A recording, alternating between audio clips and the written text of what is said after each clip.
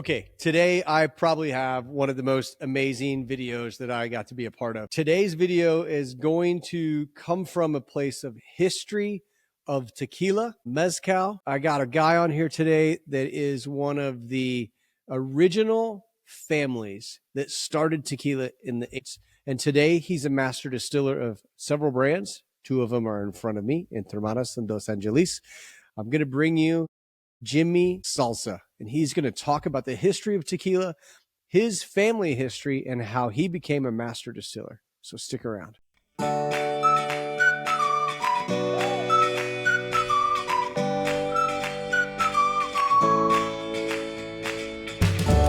Hey, Jimmy, welcome to the show. How are you doing today? Hey, Brad, I am doing amazing. There's nothing better to begin the week than speaking about tequila. So let's have fun and let's just enjoy great tequila and great conversation with a great host like you.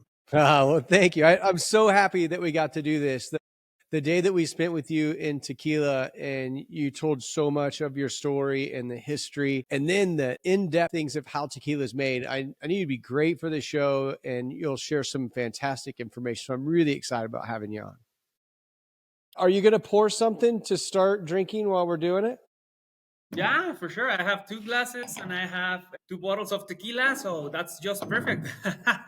I see that you have three bottles.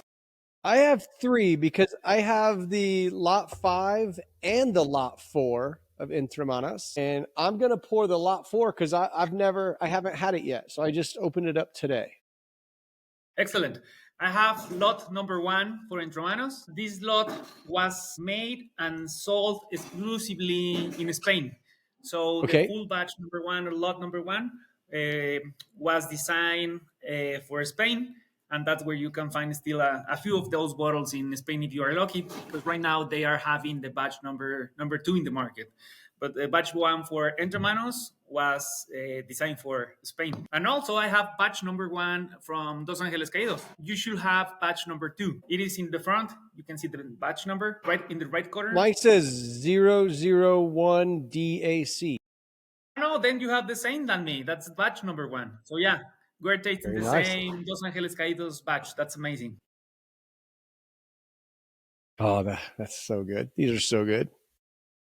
So if you could, tell everybody kind of who you are and what a little bit of your tequila journey. Yours is different than anybody else I've had on the show, guaranteed. And just tell everybody a little bit of your story. Well, my name is Jimmy Villalobos Sauza. I am a 5th generation since Zenobio Sauza, the founder of Tequila Sauza. And maybe you have heard this before with somebody else, which is Guillermo Erickson Sauza, because he has the same speech than me. He is a 5th generation member since Zenobio Sauza. So my great-great-grandfather is the same guy than Guillermo Erickson great-great-grandfather. So what happened in our history is that since the 2nd generation, there is a different branch family. That means that his great-grandfather was the brother of my great-grandfather. And then my grandfather and his grandfather were cousins. Then his mom and my mom were second cousins. And Guillermo and I are third cousins. That's how Guillermo and I are related. But the guy that unites his branch and my branch, his family branch, is Zenobio Sauza, which is the same guy, founder of Tequila Sauza. We know about the date of foundation of Tequila Sauza in La Perseverancia in 1873, but he was in the business like 15 years before he bought the distillery La Perseverancia. So yeah, we have a legacy for more than 160 years. My last name is completely related to the tequila industry, to one of the founders of the tequila industry. It's something that makes me feel completely proud, because when I mention the tequila industry, it is important to distinguish the product and the profile of the product. If we go back in time to the origin of tequila, what was tequila at the very beginning? It's super interesting finding that all the agave spirits that we have in the country came from one single place.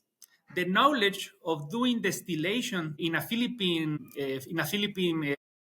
still was when the Philippines were coming to Mexico in the Spanish boats coming directly from Philippines.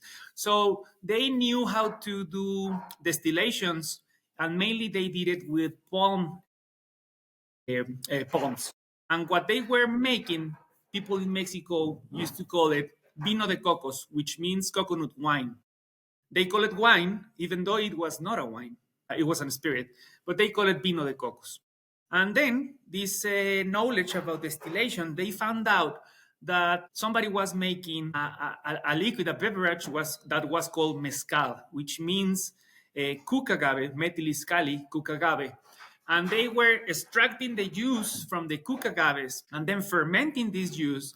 And after the fermentation, they say, hey, what happened if I take this liquid and I put it into your little machine that transform the tuba into vino de cocos to see what happens? And the result was pretty obvious. If you put tuba, which is the savia from the palm tree, and you transform it into vino de cocos, when you take the mezcal, which is cook agave or juice, fermented juice from the cook agave, and you distill it, the answer was obvious. How are we going to call it? Well, vino mezcal, right? If one of them is vino de cocos, this one is going to be vino mezcal. So basically, all the agave spirits that you know from Mexico are coming from the same origin, which is the vino mezcal. What happened is that the knowledge spread to the south, and the knowledge of distillation spread to the north. And because all of the agaves that we are using in the different industries are native to these different regions and these different areas, that's why each spirit got their very own personality when you are doing each product. It's also very important to mention that all of the agave spirits in Mexico that we come from vino mezcal, it is important that we need to say that all of them are also mezcals. Because when you listen about mezcal, you may think in the category mezcal. But the truth is that we need to see mezcal as a whole. Mezcal is everything. It's all the spirits that we have made from agave. And what happened is that we have mezcal, and then we have the subcategories of mezcal, which can be tequila, can be bacanora, can be raicilla, and also mezcal. So in the top of all of us, there is the mezcal, the original, the vino mezcal. And then we have mezcal, and then we have tequila, bacanora, raicilla, and all the other spirits coming from agave that are not very famous, but they are there, and they have been there for more than 350 years, 400 years. Like, for example, Tuxtla Cuesco. Have you heard about Tuxtla Cuesco? I mean, No, that's a new Tuxtla one. Cuesco is Tuxtla Cuesco, Tuxtla, the name right now, it's Tuxtla, is the city is Tuxtla Cuesco, but the name they call the spirit is Tuxtla, is one of the first places where you can find the origin of all of these agave spirits. So even before mezcal, even before tequila, even before raicilla, people was drinking Tuxtla. And maybe you haven't heard about it, but it's an older liquid than mezcal and tequila. So yeah, when you listen about this true origin of the agave spirits, which is amazing and it is just beautiful, you can identify that the personality of the spirits is related to the behavior of each product in the region that it was produced. What happened with mezcal? When you talk about mezcal, well, right now it's pretty famous. But if you go 50 years ago, nobody was talking about mezcal for one single reason. And that is because the minds, the people that got the knowledge to produce mezcal, they were producing mezcal just for themselves and maybe to sell to the neighbor, and maybe driving, well, not driving, riding a horse to the next town, to the closest town to them, to sell a few liters of mezcal and finding it as a way to make some money. So the behavior of the mezcal was just producing a little bit of the liquid and selling around, and that was pretty much what happened with mezcal. With raicilla, with bacanora, it was pretty much the same. A very local production, only for personal consumption or selling to the people surrounding the areas where it was produced. But the difference, and all of that I mentioned is going to refer to the first topic that I was talking about, the industry.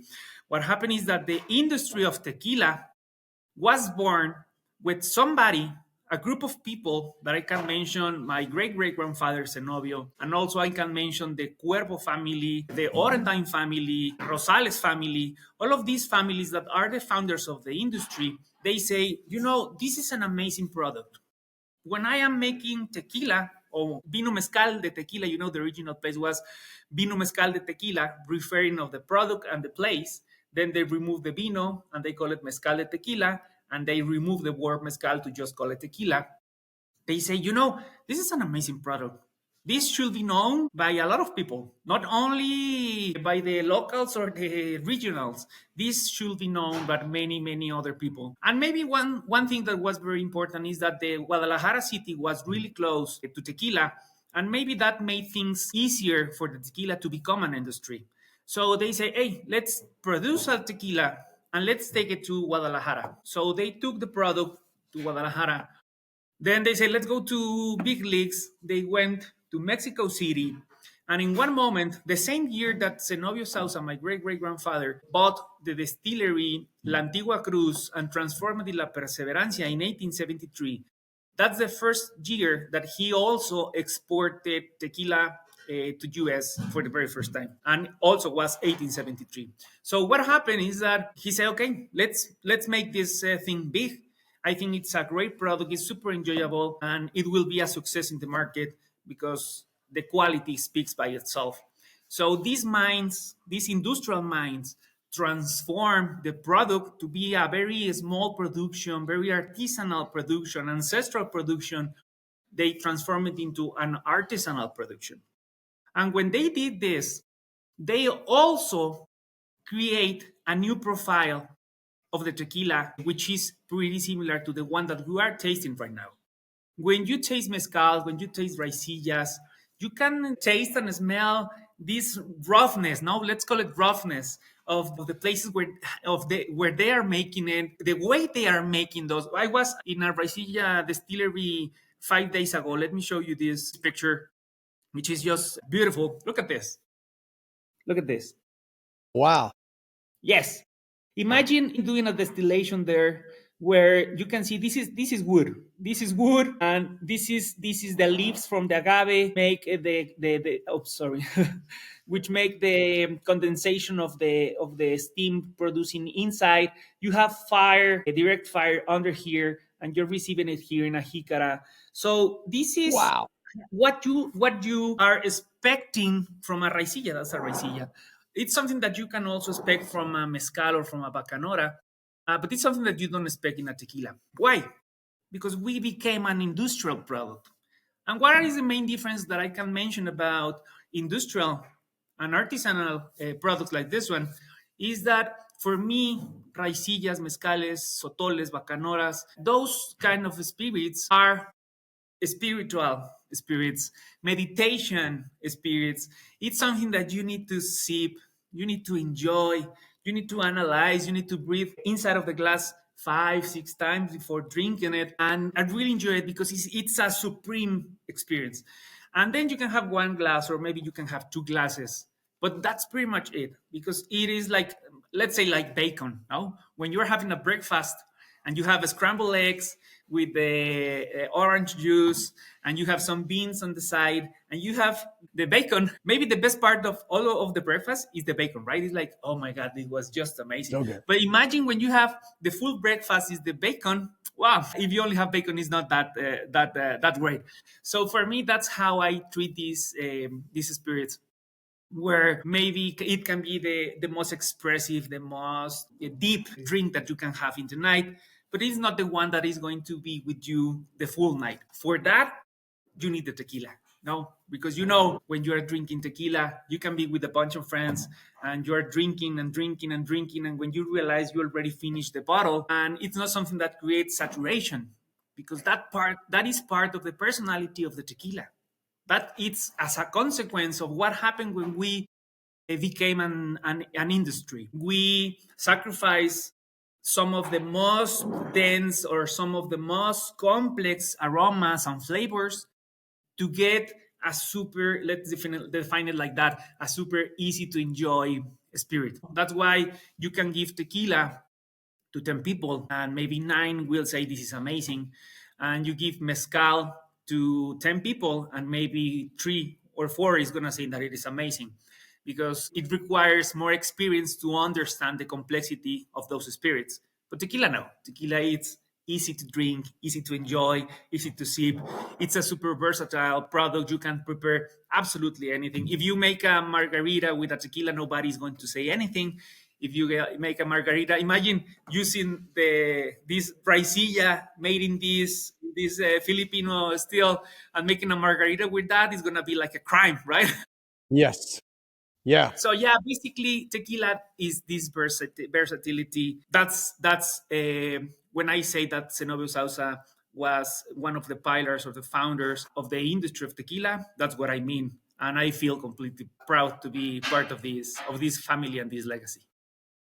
That explanation is going to have people cheering at this break. They're going to be like, "Yay!" That was great explanation and a opening up into some of these other spirits that people haven't had before is where us tequila people start digging into learning about those. And the raicilla that I had with you was absolutely amazing. And I can't wait to find a bottle when we're down there, because that was just, I mean, that's something to talk about and share. It was really good.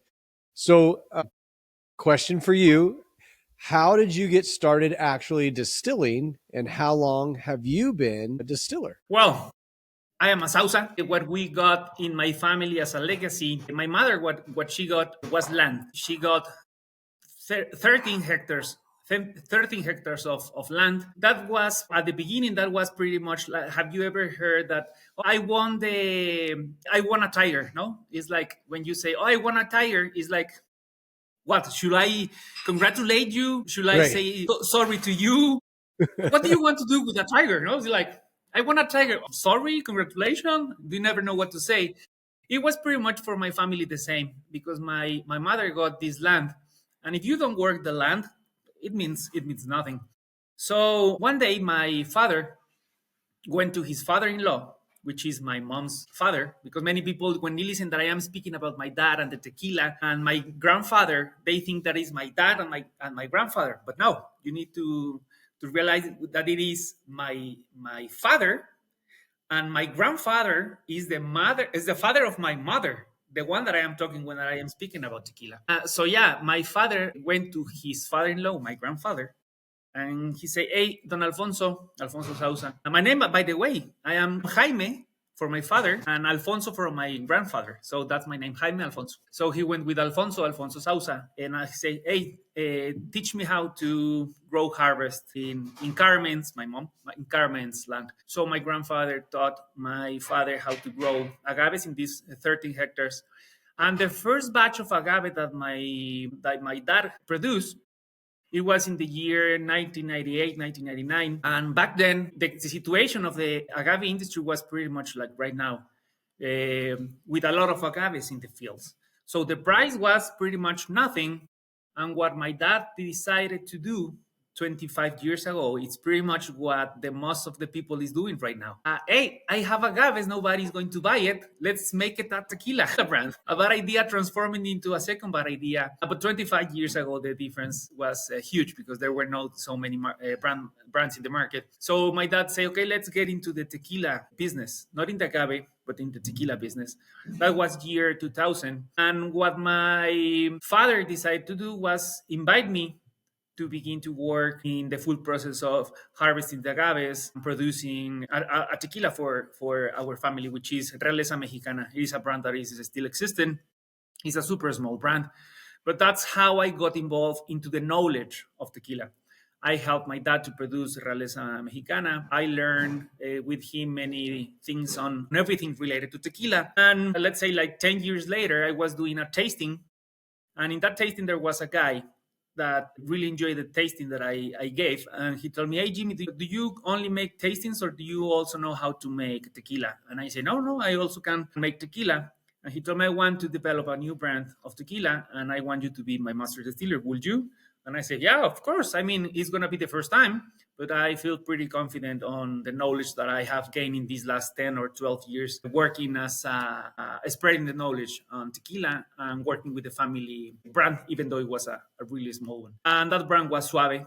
Maybe you have heard about that one. Is the bottle that is a little bit twist. It's a long, but it is with a little twist. And that brand so far was my best school in making tequila, because the co-owner of the brand, Cesar, one day he told me, Jimmy, let's make tequila, and you can do whatever you want, but you just need to be sure that it makes you feel proud. So do whatever you want. You just feel proud about it. So what I did is as I wanted. We made a blanco made a lunar rested, which is a 28 days tequila blanco in a barrel from full moon to full moon, which is a full lunar cycle. That's why it is called lunar rested. We made reposados, añejos. We made tequila joven also. We made single barrel editions. We made collaborations with Tequila Matchmaker to make a joven. So I did pretty much everything with that brand. And that allowed me to perfectly know the distillery. Maybe we haven't mentioned that, but I work with Partida family, the Partida family, the six brothers. I mean, there are five brothers. It's Ileana and her four brothers, and I call myself the sixth Partida, no, because there are five Partidas brothers and sister, and I am the sixth Partida. So basically, I consider myself that as a sixth Partida. They welcome me and they say, Jimmy, this is your distillery. You can do whatever you want. So basically, it's like my kitchen. They own the kitchen, but I can put the chef hat to prepare anything that I want in that distillery. My collaboration with them is just amazing. I really feel part of that family, and I really feel part of that distillery, because that's how they have make me feel in that distillery. So yeah, it's 1522 with Ileana Partida. I developed Suave, and that gave me enough confidence to know all the strengths that we have in that distillery. Since then, I have developed other brands. Some of them are in Mexico, some of them are in US, some of them are really small, and some of them are growing in the market. The best two examples that I can give you is Entremanos at Los Angeles, which are brands that are constantly growing and gaining space in the market and gaining more conversation, because that's the idea, that the people, every single time that they see at Los Angeles or Entremanos or Cachasol, which is another project that also will be growing really nicely, those three brands are expected to grow in the market and gain a space in the shelf and a space in the respect of the people. That when everybody sees those bottles, they say, this is a great tequila, a super enjoyable tequila, and feel confident to buy them for themselves or to give them away to somebody else. So yeah, that's how I got involved into the tequila production. I've been doing this for 12 years, developing brands for other people, and completely involved into the industry. It has been 25 years now. That's awesome. And the brands that I've had that you are involved in have all been amazing. I've actually done an interview like this with Alan Taylor, the owner of Entremanos, and he told the story of how the logo and the name, and the story about all the string being put on there and the bottle being developed. And he's a really amazing guy. So I'm going to assume that it's pretty fun working with him. And then this tequila, I actually got to have the rosé in a tequila matchmaker blind, and it was one of the top ones out of all of them. You know, and of course I didn't know what it was. It was a blind, so I had no idea. And then when we got the results of what tequilas were in the blind, I was like, wow, I've always wanted to try that one. And that was the first time. And it was absolutely delicious. So, and then I had this Blanco with you. That's the first time I had the Blanco, was right after I did that blind. So very, very good tequilas. So question that I think a lot of people want to know, a little more understanding than what some of us content people talk about. So you've got 3 bottles of tequila here. All 3 of them, you're the master distiller. All 3 of them are Valles Agaves. All 3 of them have the same water source, the same roller mill, these are probably all autoclave because that new stone oven's not quite done yet, right? So how can you take these 3 tequilas and have such distinct flavor differences in them, and explain how that process kind of changes the flavor or develops a profile of tequila? Yeah. Well, when you are, I call it master distilling, no? Mastering distilling. You need to completely know all the tools that you have in your distillery to create a profile. You just mentioned something that is very interesting. You just say these are autoclave tequilas because you don't have the brick oven working yet. Yeah, that's true, and it's something that I have realized that a lot of people doesn't know that you can manipulate the autoclave to make many different profiles in the tequila. It's something that you cannot do with a brick oven. You know, brick oven, you have a pressure that you can put inside of the brick oven, but you cannot increase that pressure. Other way, it will explode. No, or sometimes you cannot produce it because there are leaks of the steam of the pressure, so the steam is going out of the brick oven. So basically, what I can tell you, one of the main difference that you can find in these two tequilas, Los Angeles and Entremanos, it's how I use the autoclave to create different personalities and different profiles between each other. Also, it's something too important that to mention is that as a master distiller, you can control as low as you want to control in the process or as much as you want to control in the process. Let's say in a 100%. If you are a very industrial distillery producing batch after batch after batch, producing batch every single day in 3 different ships for selling a lot of millions of liters of tequila, obviously what you're expecting is to have the most standardized process of production and the most standardized product. So the manipulation in those cases can go as high, in my opinion, to 90, 92, 93% is the most that you can really manipulate in a product. And the remaining 6, 7%, it's depending on things that you cannot control or you can control but not that much, and that is going to give you some difference between your own batches even though you are a super standardized distillery. Take any example of a single distillery tequila. Let's say Teremana, no? Teremana, which they are producing only in one distillery. If you take one batch to the other batch, you're going to find differences, even though they are producing a lot of tequila, because you cannot control. My opinion is not more than 92, 93% is what you can control. So, when you are a master distiller taking decisions on the product, you can leave to the chances, let's call it like that, to the chances of anything happening as much as you want. I can say that with Entremanos, maybe I am taking 75% of the decisions on the product, and that 25, 30% remaining, it's just left to chances. What are those chances? And it's something that you can find even in the web, which is the seasonality of when you are producing your tequila. If you go check the web, you will see that batch number one maybe was, I don't remember. Alan perfectly remembers dates and everything. Not me, but let's say that batch one was made in November, batch two was made in February, batch three was made in August, batch four was made in June, and batch five was made in March. No, let's say something like that. What happened when you are leaving a high percentage of chances to happen in your product is that you will have an influence of different things in your tequila that you are not controlling. Let's focus on what we have in the distillery in Hacienda de Oro in 1522 in Amatitan. We have natural fermentation for both brands, but when we're talking about Entremanos, if we are producing a batch in January, that is the coldest month. It is dry season, there is no rain at all, and it is really cold. So the temperatures are low, and the temperature range is also low. It goes from maybe, let's say, in the tank, it goes from 12, 15 to 21, 22 centigrades.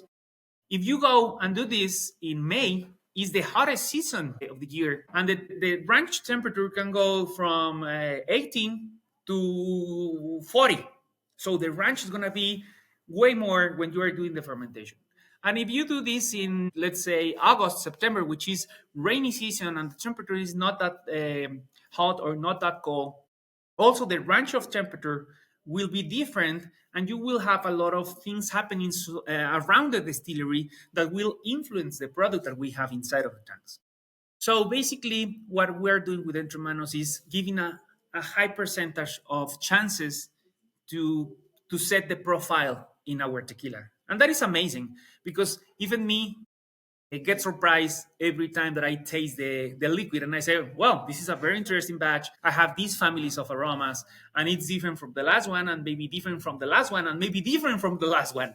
So it's very interesting to have these kind of surprises from batch to batch. And well, that's pretty much the personality of Entremanos in terms of chances. And what it is important, I mentioned before, is the cooking process.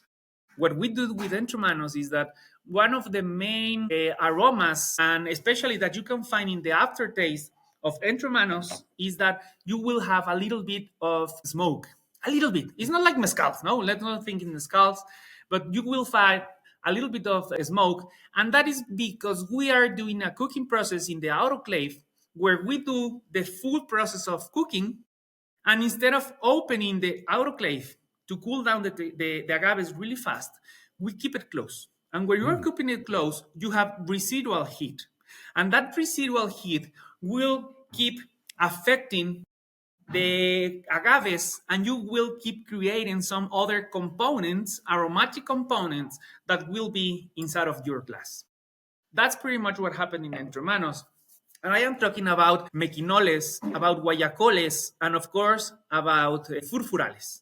The metil furfurales, mequinoles, guayacoles, all of these are the result of the cooking process. So the concentration of these elements is higher in Entremanos compared to, for example, Dos Angeles Caídos, because that is part of the intention. We wanted to give that as a part of a personality of Entremanos.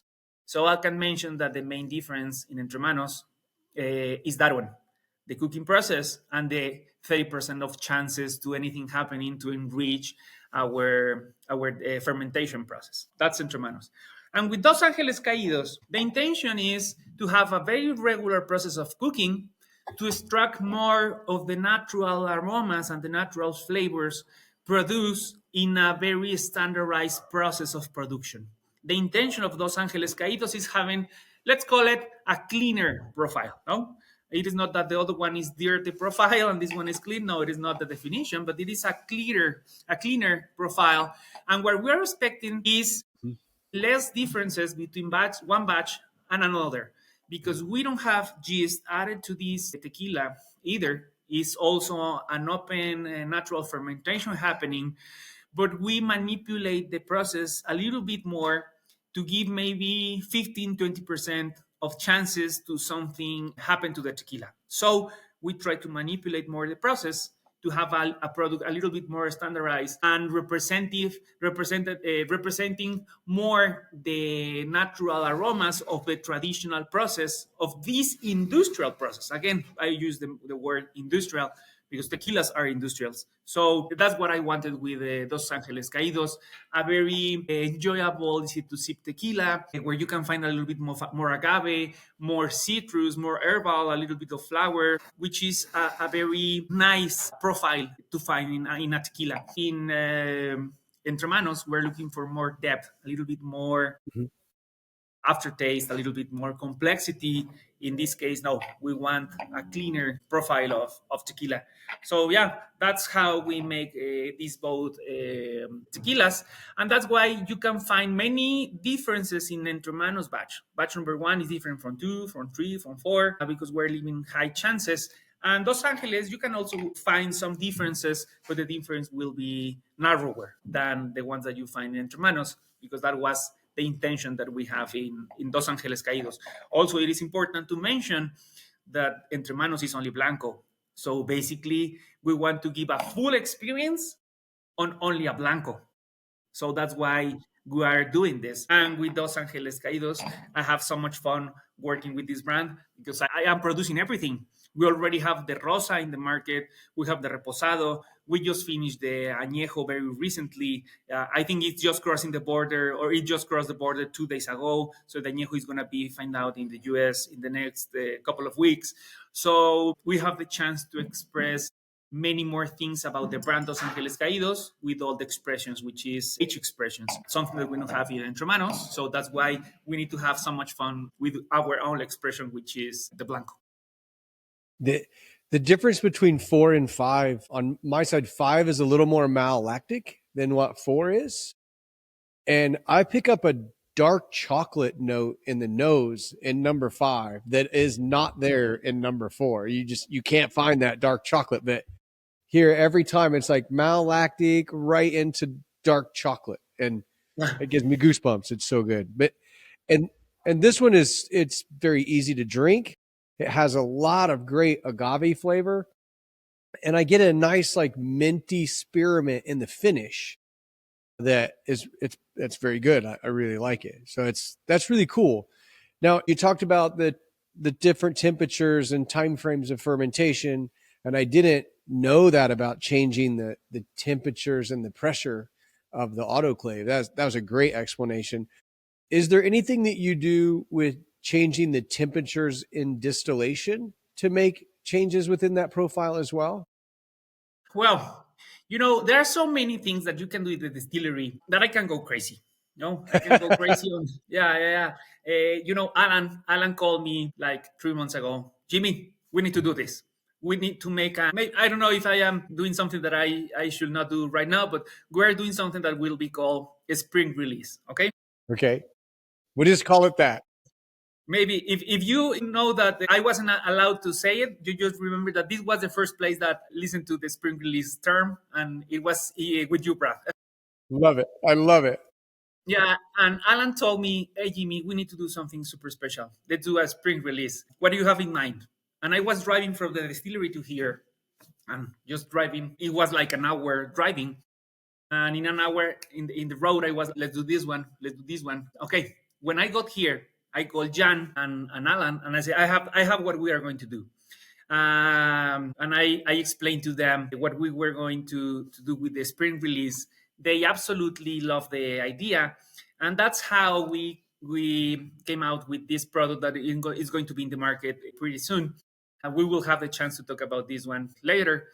But what I want to say is that there are so many things that you can manipulate in the process, and to have fun with what you have in the distillery, that I don't want to have 100 different expressions of tequila with these very few quantities of high quality brands that I have in the market. I can make a special edition, 10 special edition for Dos Angeles, 10 special edition for Entremanos, 10 special edition for Cachasol. But I think the market is oversaturated. Let's focus on having a very clean, defined profile for the brand, and having something exciting each sometime, not all the time, but sometimes you release something special that the people will feel excited. So answering your question, so far I've manipulated the cooking of the agaves. I have manipulated the fermentation process. I have manipulated the fermentation containers, and also I have manipulated distillation processes, but not with temperature, which is something that you can do. If you do slower fermentation, distillations or faster fermentations, you will get very different results in the product. But no, so far in terms of temperature, I have only worked with the standard procedure for those stills, but manipulating many other things. That time will come when I manipulate distillation, but so far is the standard process of distillation. So I know you guys have a Tohona there and roller mill, but these products are all roller mill, correct? Yes, yes, all of Have them. you? The Tahona was used only once for a very small batch. When you put a new element in the process of production in the distillery, you need to prove in front of the CRT that it works and what it produces. So Iliana ran a little batch in the Tahona just to prove to the CRT that it was working. But so far it has been used only once. So basically all the tequilas that you have coming from 1522 so far are coming from the mill. And with roller mill, you don't usually do any fermentation with fibers in the fermentation tanks, correct? We have two kinds of fermentation containers. One of them, the largest, are 22,000 liters, and they are stainless steel. All of them are not using fibers, but having fun, as I told you, having fun and creating some different profiles. I have used fibers in wood containers, but it's just for these special releases, not for the average personality for the brands. I believe I seen those wood containers when we were there off to the side. Yeah. Yeah, yeah. Next time you go visit, I will explain you. Those are mine. I have them in my warehouse, in my family warehouse in the ranch, and they were abandoned. And one day I had the idea, hey, let's take these containers and do some fermentation in the distillery. So yeah, it was fun. It was an idea that I had like 6 months ago, and it's related to the spring release that we will have with Entremanos, and for some other personal project that I will launch also in the next few months. But yeah, it's just all about having fun and being creative and giving to what the market is looking new, traditional, or artisanal, or eccentric ideas that produce well-made tequilas. No, because I can get crazy producing really bad tequilas, but my idea is to create different things that are bulletproof. That when you taste it, you say, okay, this was crazy, this was eccentric, this is ancestral, this is traditional, but the result is great. So that's the only rule that I have for making tequila. Make bulletproof tequilas that doesn't matter what you do, they are great. And they are. And that's one thing that I appreciate from the distillery that you're at is if I see a tequila and it's a 1522, I know it's either you or Ileana, and the tequila coming out of there is going to be what everybody wants: traditional, added free, great flavor profiles, and each one may be a little different. And the fact that it's a family affair. You know, there's many partidas. There's a great depth of salsa family. To see that come together there is really awesome, and you are amazing. I have so much fun talking with you, and you're such a genuine, really nice person, and I appreciate you taking your time to do this. I really truly do. Yeah. Brad, I am working on reconnecting my branch family to the industry. I had the chance to tell you this in person, but it's something that, for example, in Guillermo's branch, the founder of the tequila Sauza was his great grandfather. Then his great grandfather was the second generation ahead of the distillery. Then Francisco Javier Sauza, his grandfather, was the third generation in the family, and his grandfather was the one selling the company. So that's when the legacy in the distillery was broken in his branch family. And then his mother, Silvia, well, he was in charge of the museum, and she was in charge of La Villa in Tequila, and Guillermo was doing pretty much any other kind of stuff. And one day, Guillermo visiting his family villa, he saw the abandoned distillery that is right in the corner of La Villa. And he said to his mom, hey, mom, you have this abandoned place. Let's make tequila here. So, what Guillermo did was rescuing something that was part of his family, only with the gap of one generation, which was his mother, because the three first generations were in charge of Sauza. Then his mother was not doing anything related to tequila. So he came to the rescue of the last name and the distillery that he found in the corner of his mother house. I am trying to do the same, but with a bigger space in production, because my great grandfather, Zenobio, was the tequila Sauza owner. But in second generation, my great grandfather didn't got the distillery. She got a small distillery. She got haciendas, and he got a lot of land. So basically, what he got the most was land. I'm talking about thousands of hectares of land. But what happened is, with the president Lázaro Cárdenas, he took the land from the landowners and give it to the people. So basically, my great grandfather lost 95% of the properties that he used to have. So he kept a really small part of the land that he owned. He kept a small distillery, and he kept a small hacienda. So when he passed away, which was pretty young, my grandfather was just beginning to go to university to study in university. So basically, that's how my branch family finished with the production of tequila. And what my grandfather did was pretty much commercializing with tequila. So he was going to tequila, buying tequila, and selling it in one of his stores in Guadalajara, because he used to have stores in Guadalajara. So he was selling tequila, buying tequila and selling tequila in Guadalajara. but he didn't produce any tequila. With my mom was pretty much the same. He got involved into the business with my dad, making this small brand, Raleza Mexicana. But the truth is that they are doing it just, I can say, maybe pretty much like a hobby. So there is a gap of 3 generations in my case that now I am trying to rescue this gap between my family to bring back the industry of tequila for me and for my kids. I have my twins, they are 7 years old, and I take them to the distillery. I already taught them how to take samples out from the barrels. They help me to move barrels all around the distillery, and I go with them pretty often because I want them to fall in love with the industry. So basically, I am rescuing this history of mine to have something to give to them, something that I didn't receive directly. Indirectly, I got it, but directly I didn't. I wish I could do something like Guillermo, that going to the corner of my house of finding an amazing abandoned distillery. I wasn't that lucky, but I am working hard. I begin doing all of this with these different brands, and well, I am working now on rescuing some of the history family to give it to my kids. And if they want to keep the legacy, they are a 6th generation. What happened is that they don't have the last name anymore.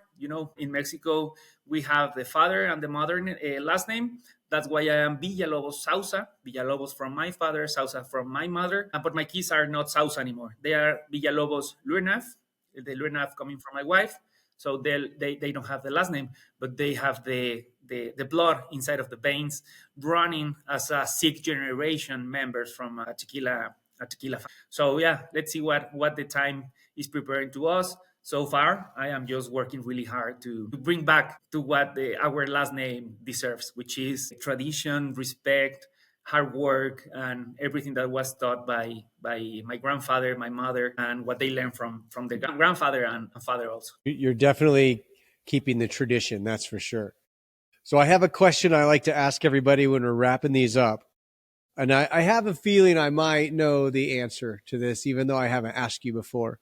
The question I like to ask brand owners is, now that they've created this brand, and in your case, now that you've created these brands and you've made such a great name for yourself as a master distiller, and you're bringing on this tradition of your family, if you could sit down and have the tequila that you make with anybody in the world, alive, not alive, famous, not famous, family, whoever, who would be the person that you'd want to pick to sit down and say, here, taste what I've created, taste these tequilas?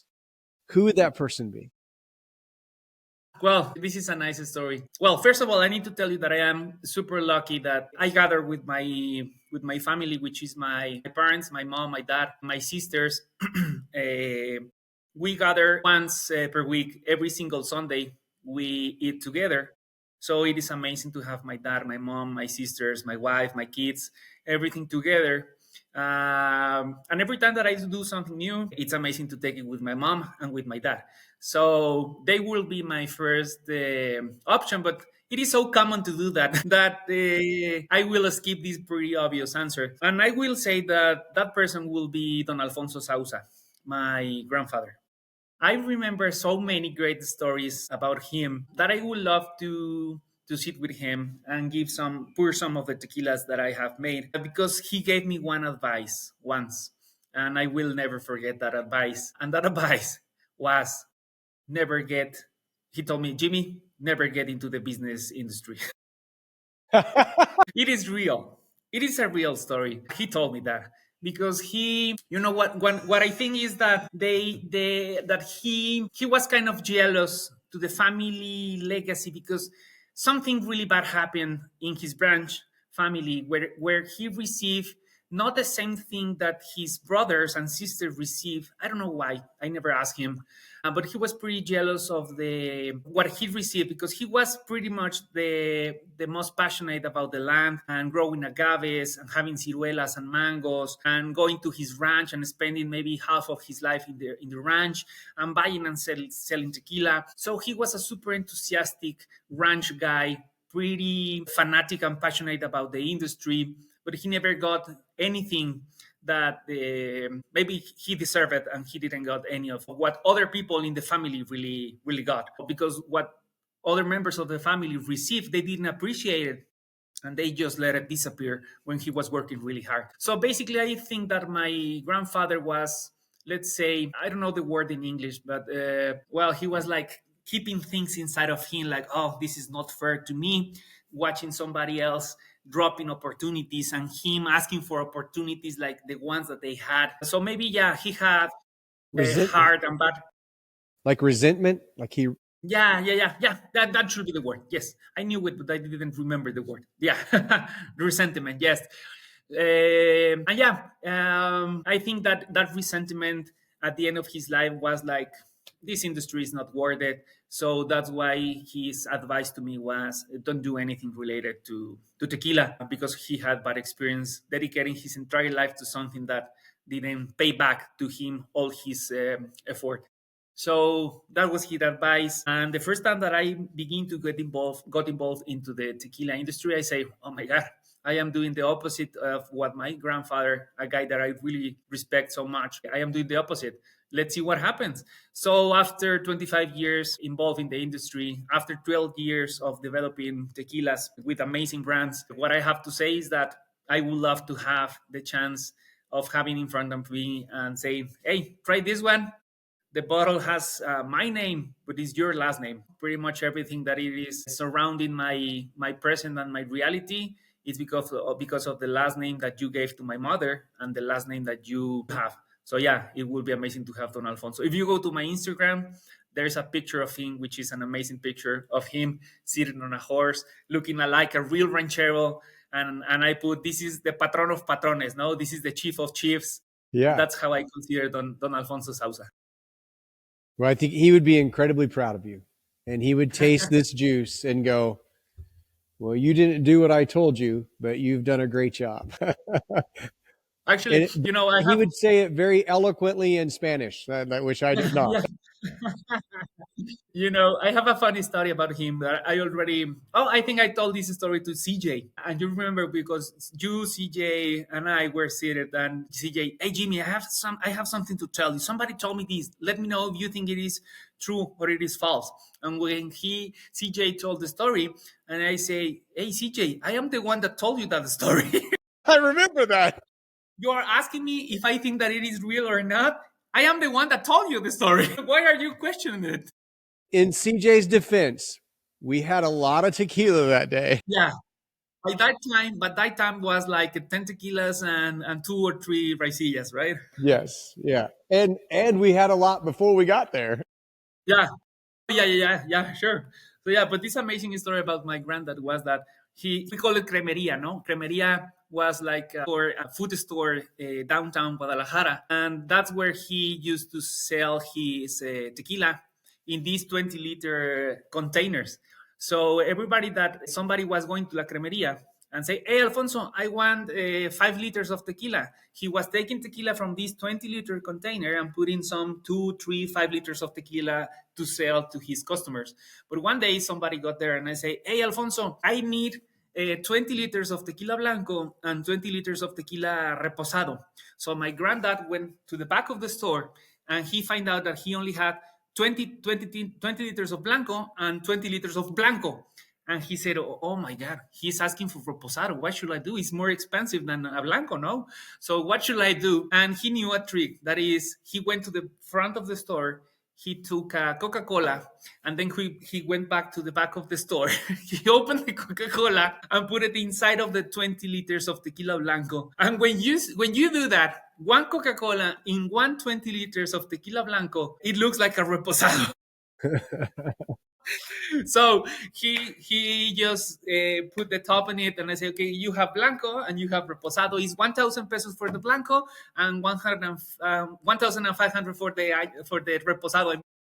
So blanco 1,000, 1,500 for the reposado. So what he did was he took a blanco with a Coca-Cola inside, and that he transformed it into a reposado for 500 more pesos. Wow. If he just put a little bit of lime in there, it would just been a really, really strong batanga. Yeah. Well, we're missing the salt. Also the salt. Yeah, got to get some salt in there. But the thing is that it doesn't change the flavor. It only changes the color. And change the color. Yeah, it changed the color. Yeah, it's half liter with 20 liters of tequila. It only changed the color. Yeah, it was an That's amazing amazing. story. He told me that story. So it is amazing for me to tell him this story. And now he passed away. So the CRT cannot go after him Yeah, exactly. because he He may already have been the passed away. first one to ever put additives in a tequila. Yeah, I can tell this story with no regrets. That's fantastic. Well, I want to say cheers and thank you for coming on tonight and hanging out with me and telling your stories. And you're amazing, my friend. Thank you so much, Brad. Anytime, if you ever come back to Mexico, I will be glad to receive you.